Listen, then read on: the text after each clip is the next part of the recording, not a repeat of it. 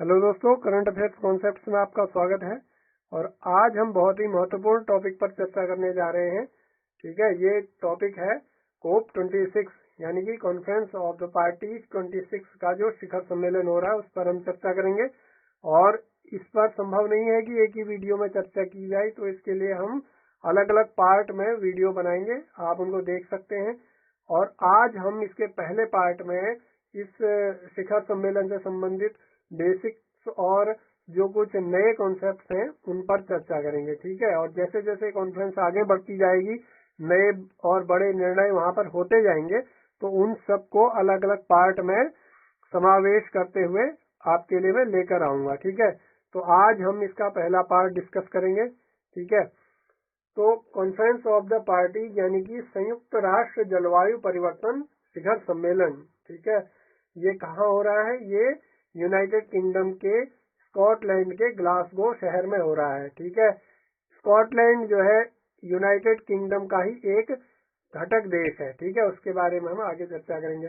तो ये ग्लासगो शहर में हो रहा है ये यूनाइटेड किंगडम के। ठीक है, और कब से कब तक हो रहा है? 31 अक्टूबर से 12 नवंबर 2021 तक इसका आयोजन हो रहा है।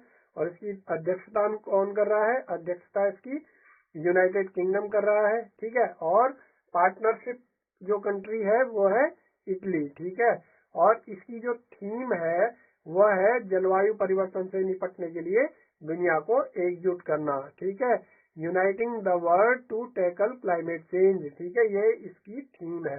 तो ये डायरेक्ट फैक्ट इनमें से भी पूछे जा सकते हैं, इसलिए इन सबको आपको ध्यान रखना चाहिए। ठीक है, और इसका जो स्थान है, इसका स्थान जो स्पेशल जो वेन्यू जो है वो है dear green place, Glasgow, Scotland. ठीक है, अब जानते हैं कि ग्लासगो को ही क्यों चुना गया। ठीक है, कोई भी शहर जो इस विश्व का जो सबसे बड़ा पर्यावरण सम्मेलन है एक प्रकार से, तो इसके लिए कोई भी शहर यूं ही नहीं चुना जाता है, इसके पीछे कुछ न कुछ एक संदेश छुपा होता है। ठीक है, तो ग्लासगो को क्यों चुना गया?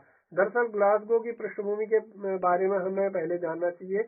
ग्लासगो यूरोप का एक बहुत बड़ा औद्योगिक शहर था। ठीक है, और यहाँ पर बहुत ही बड़े शिपयार्ड थे जहाँ पर ये बड़े पोतों का जो जल पोतों का निर्माण होता था। उसके अलावा भी बहुत बड़ा औद्योगिक शहर था ये ग्लासगो। ठीक है, लेकिन द्वितीय विश्व युद्ध के बाद क्या हुआ कि यहाँ का जो शिपयार्ड उद्योग था वो धीरे धीरे पतन की ओर अग्रसर हो गया और अब लगभग समाप्त प्राय हो गया है। ठीक है, तो उसके बाद जो ये औद्योगिक शहर था, तो जाहिर है कि बहुत बड़ा एक कार्बन का बहुत बड़ा उत्सर्जक भी था। लेकिन इसके बाद क्या हुआ कि इसने अपने आप को ट्रांसफॉर्म किया इस सिटी ने, और अब इसने 2030 तक कार्बन न्यूट्रलिटी का लक्ष्य रखा है, यानी कि नेट जीरो एमिशन का लक्ष्य रखा है। और भी इस तरीके के लक्ष्य रखे हैं कि जिससे यह एक नए एक धारणीय शहर के रूप में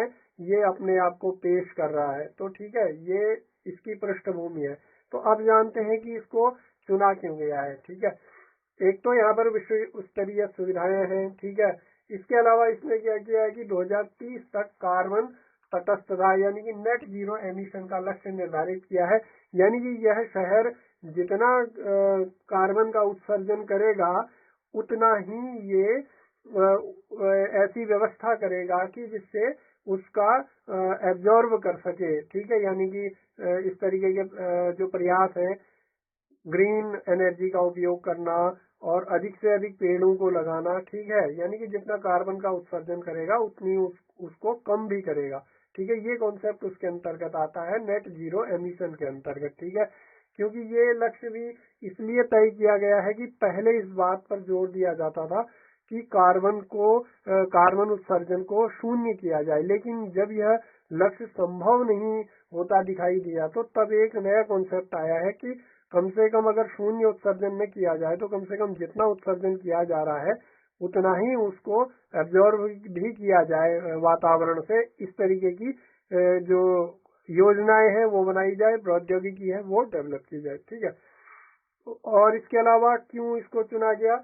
इसका लक्ष्य जो है अपना एक इसका अभियान है, सतत ग्लासगो अभियान। इसके तहत इसके माध्यम से ये क्या चाहता है कि यह यूरोप का सबसे हरे शहरों में से एक बनना चाहता है। ये भी इसने एक लक्ष्य तय किया है। इसके अलावा एक जो ग्लोबल डेस्टिनेशन सस्टेनेबिलिटी इंडेक्स है उसमें इसका विश्व में चौथा स्थान है, इसलिए भी इसको चुना गया है। ठीक है, इसके अलावा इसने 2014 का राष्ट्रमंडल और 2018 का जो यूरोपीय जिम्नास्टिक चैंपियनशिप है इसका भी सफल आयोजन किया गया है। तो इसके पास ऐसा इंफ्रास्ट्रक्चर भी है और एक इन दोनों बड़ी प्रतियोगिताओं का सफल आयोजन करने की एक गुडविल भी है। ठीक है, इसके अलावा इस शहर का जो एक लोकेशन है और जो इसकी ज्योग्राफी है, यहाँ क्लाइड नदी बहती है, शहर और उसके पार्क हैं उसमें, और एक खूबसूरत सा जो ये शहर है, तो उसको एक जलवायु परिवर्तन से निपटने के लिए आने वाली पीढ़ियों के लिए एक रोल मॉडल के रूप में माना गया कि इस तरीके से हमको अपने शहरों को खूबसूरत, सुरक्षित और सस्टेनेबल बना के रखना है, इसलिए भी इसको चुना गया। ठीक है, और ग्लासगो को European city of the culture भी कहा जाता है। ठीक है, तो इस कारण भी इसको चुना गया कोप 26 के लिए। ठीक है, तो ये पहले हम जो बात कर रहे थे कि ये ग्लासगो और स्कॉटलैंड के बारे में। ठीक है, तो ये यूनाइटेड किंगडम का ये पूरा ये जो हिस्सा है, ये नक्शा यूनाइटेड किंगडम का है। ठीक है, इसको छोड़ के। ठीक है, तो इसमें 4 देश हैं और इन 4 देशों को मिला के ये क्या बनता है, यूनाइटेड किंगडम। ठीक है, ये स्कॉटलैंड और आपका इंग्लैंड, वेल्स और उत्तरी आयरलैंड। ठीक है, उत्तरी आयरलैंड, नॉर्दर्न आयरलैंड, इन चारों को मिला के क्या बनता है, यूनाइटेड किंगडम। ठीक है, और इसी में ये स्कॉटलैंड में ग्लासगो सिटी है। ठीक है, ये इस शहर का एक छोटा सा एक व्यू है, आप देख सकते हैं कि किस तरीके से अपनी विरासत को और हरियाली को सुरक्षित रखा हुआ है। ठीक है, तो ये ग्लासगो आप इसमें मैप में देख सकते हैं। अब बात करते हैं कोप पे। कोप यानी कि कॉन्फ्रेंस ऑफ द पार्टीज क्या है, संयुक्त राष्ट्र का जलवायु परिवर्तन शिखर सम्मेलन है। ठीक है, और यह जलवायु परिवर्तन पर United Nations framework convention on climate change UNFCCC का शीर्ष निकाय है। शीर्ष निकाय का मतलब क्या होता है कि ये इसकी सबसे बड़ी डिसीजन मेकिंग बॉडी है, जहां पर हर वर्ष में एक बार प्रतिनिधि मिलते हैं और जलवायु परिवर्तन को रोकने के लिए नीतियां बनाते हैं, निर्णय लेते हैं और उनका कार्यान्वयन करवाते हैं। ठीक है, और इसके तहत इसमें क्या होता है कि विभिन्न क्षेत्रों के प्रतिनिधि इस पूरे सम्मेलन में भाग लेते हैं, जिसमें बहुत सारे वर्गों के प्रतिनिधि होते हैं। ठीक है, और इन प्रतिनिधियों में कौन होते हैं, राष्ट्रों के अध्यक्ष होते हैं, राष्ट्राध्यक्ष यानी कि प्रेसिडेंट हो गए, प्राइम मिनिस्टर हो गए। ठीक है, इसके अलावा अगर जहां मोनार्क है तो वहां के जो किंग क्वीन है वो इसमें भाग लेते हैं। इसके अलावा सरकारों के प्रतिनिधि भाग लेते हैं। ठीक है, वैज्ञानिक भाग लेते हैं और जलवायु कार्यकर्ता भाग लेते हैं। ठीक है, और युवा भाग लेते हैं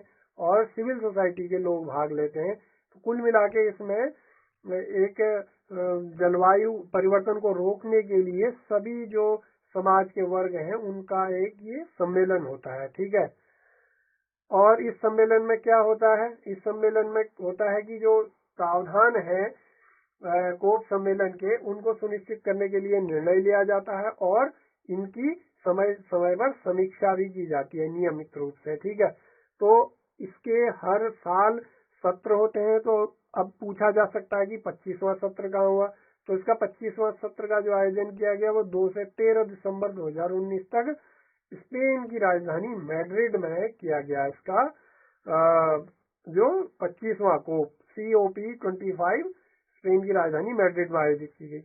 अभी हमने जैसे चर्चा की कौन भाग ले रहे हैं, इस पर हम चर्चा कर चुके हैं। ठीक है, अब बात करते हैं कि इसमें होगा क्या। इसमें अलग अलग सत्र होते हैं।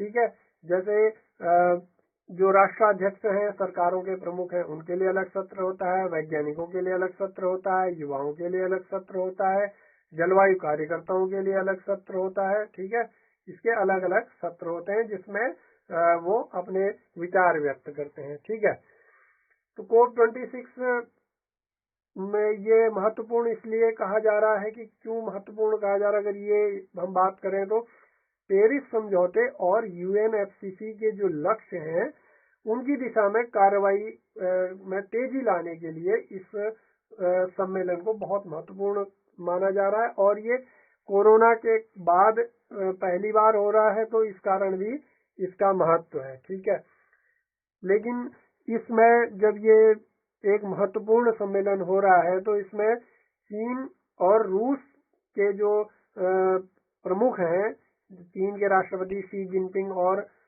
रूस के राष्ट्रपति व्लादिमीर पुतिन, वो इसमें भाग नहीं ले रहे हैं। ठीक है, अब जानते हैं कि कोप के अलावा एक COY ये भी होता है। ठीक है, तो इस बार COY कॉन्फ्रेंस ऑफ यूथ 16 आयोजित किया गया। अब जानते हैं कि ये क्या है। ठीक है, इसका जिक्र अक्सर नहीं होता है लेकिन ये बहुत इंपॉर्टेंट है। ठीक है, क्योंकि अधिकांश जगह हमें उन्हीं बातों की चर्चा मिलती है जो बहुत ज्यादा मीडिया में लाइमलाइट में होते हैं, लेकिन बहुत सारी चीजें ऐसी होती हैं कि जिनकी चर्चा बहुत कम होती है, लेकिन परीक्षाओं में प्रश्न वहां से अक्सर पूछे जाते हैं। ठीक है, तो COY जो है ये कॉन्फ्रेंस ऑफ यूथ संयुक्त राष्ट्र का युवाओं से संबंधित जलवायु परिवर्तन सम्मेलन है। ठीक है, और इसे UNFCCC के जो आधिकारिक युवा निर्वाचन क्षेत्र हैं जिनको UN इसको यंगो, इसको अगर हम पढ़े तो यंगो इसको कहा जाता है, ये इसका शॉर्ट फॉर्म है। ठीक है, इसके सहयोग से आयोजित किया जाता है और इसकी फुल फॉर्म आप खोज लीजिएगा, उसमें अगर गूगल पे मिल जाएगी इसकी फुल फॉर्म। ठीक है, नहीं तो अगले उसमें मैं बता दूंगा। ठीक है, तो यंगो के सहयोग से आयोजित किया जाता है और यह जो है पूरी तरीके से युवा नेतृत्व वाले वैश्विक जलवायु परिवर्तन सम्मेलनों में से एक है। ठीक है, इसका आयोजन अभी हुआ था 28 से 31 अक्टूबर 2021 तक, यानी कि COP26 से ठीक पहले। इसका उद्देश्य की अगर हम बात करें तो इसका उद्देश्य यह है कि युवाओं की जो COP में भागीदारी को बढ़ाना और उनको भावी अंतर्राष्ट्रीय जलवायु अधिवक्ताओं के रूप में तैयार करना। यानी कि ऐसा नहीं है कि जो अभी जलवायु परिवर्तन को रोकने के लिए काम हो रहा है और ये पूरा हो जाएगा तो ये जलवायु परिवर्तन रुक जाएगा, ऐसा नहीं है। ये लंबी चलने वाली प्रक्रिया है और इस धरती को सुरक्षित रहने के लिए लंबे समय के लिए जो प्रयास होंगे तो उनमें हमें नए ऐसे लोगों की जरूरत होगी जो इन चुनौतियों से निपटने के लिए नए रास्ते बता सकें, नए अध्ययन जुटा सकें। ठीक है, तो इसके लिए इनको तैयार करने के लिए इसका एक उद्देश्य है। और इसके अलावा ये क्या करता है, स्थानीय युवाओं की आवाज को संयुक्त राष्ट्र के निर्णय लेने की प्रक्रिया में वैश्विक युवाओं के साथ उठाता है। ठीक है, यानी कि लोकल से लेकर इंटरनेशनल तक की जो एक वॉइस पहुंचाने का काम करता है पर्यावरण संरक्षण के क्षेत्र में, उस पर ये बात करता है। ठीक है, अब हम बात करते हैं COP26 के लक्ष्य क्या है।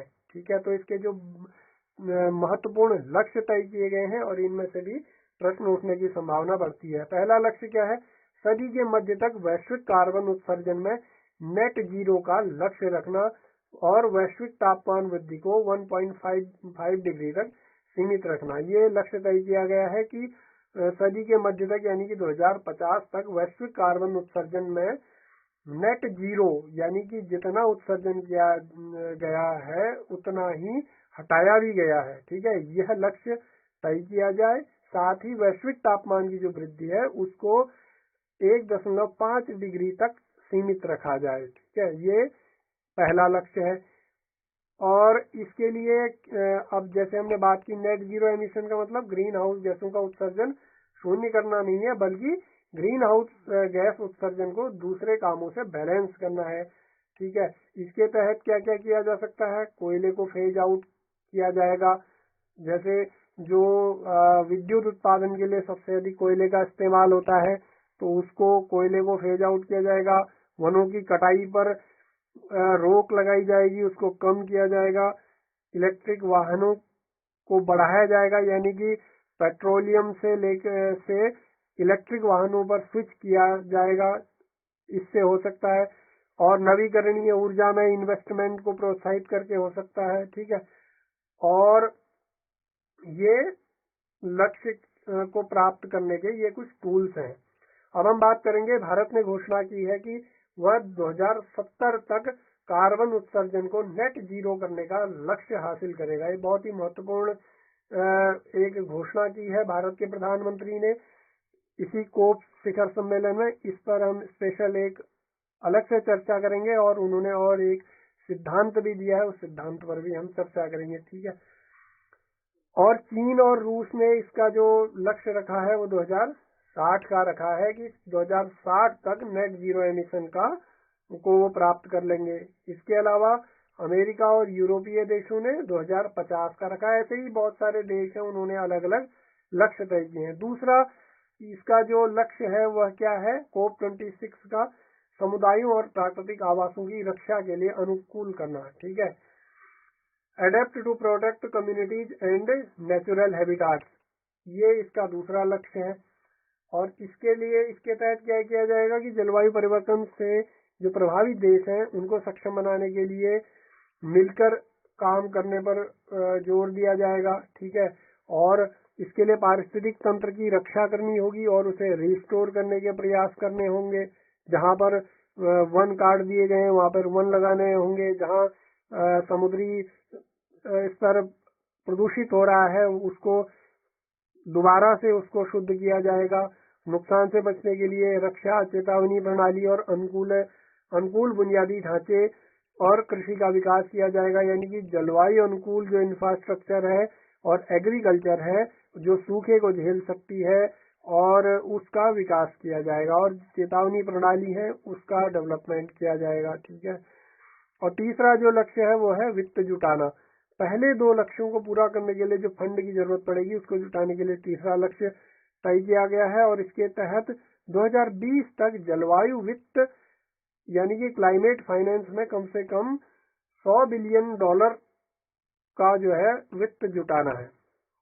और चौथा जो लक्ष्य है कि इन जो हमारे ये पहले लक्ष्य तय किए गए इनको डिलीवर करने के लिए मिलकर काम करना।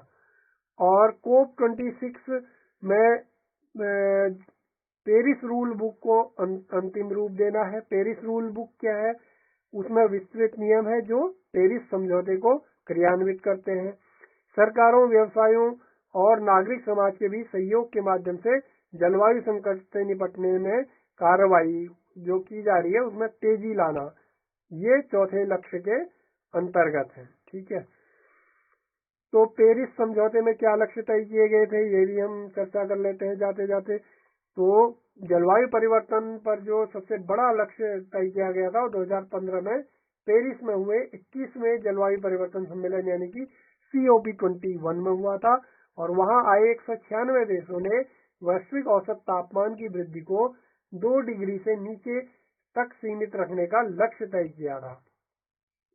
हालांकि अब तक प्रस्तुत की गई जलवायु योजनाओं के विश्लेषण में पता चलता है कि वास्तव में कार्बन उत्सर्जन 2020 तक 16% बढ़ सकता है, जिससे औद्योगिक क्रांति यानी कि 1760 से लेकर 1840 तक का जो समय था से पहले के तापमान की तुलना में जो जलवायु वैश्विक तापमान है वो 2.7 सेंटीग्रेड बढ़ सकता है।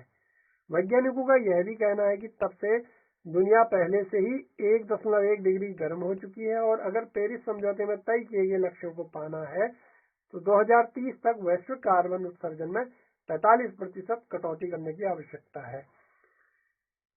और अब ये कुछ फैक्ट हैं, इनके ऊपर हम बात कर लेते हैं। तो सबसे कुल कार्बन में उत्सर्जन में अगर हम हिस्सेदारी की बात करें तो अमेरिका की 28% है, चीन की 15% है, भारत 7% है, रूस 5% है, जापान 3% और बाकी विश्व 42% है। और प्रति व्यक्ति के हिसाब से अगर हम देखें कार्बन उत्सर्जन तो सबसे ज्यादा कतर में है 30.7 मीट्रिक टन, और कुवैत में है 21.3 मीट्रिक टन, बहरीन में है 19.9 मीट्रिक टन। ऐसे ही ये पूरी लिस्ट है, इसको आप देख सकते हैं। तो फिलहाल इस वीडियो में हम इतनी ही चर्चा करेंगे, और जो इसके आगे के जो पार्ट हैं उनमें जो नए डेवलपमेंट होंगे उन पर मैं आपके लिए वीडियो बना के लेके आऊँगा। आपको अगर पसंद आया और आपको लगा है कि इसमें रिसर्च हुई है तो आप इसको लाइक कीजिएगा, शेयर कीजिएगा और चैनल को सब्सक्राइब भी कीजिएगा। ठीक है, फिलहाल बहुत बहुत धन्यवाद, नमस्कार। हेलो दोस्तों, करंट अफेयर्स कॉन्सेप्ट्स में आपका स्वागत।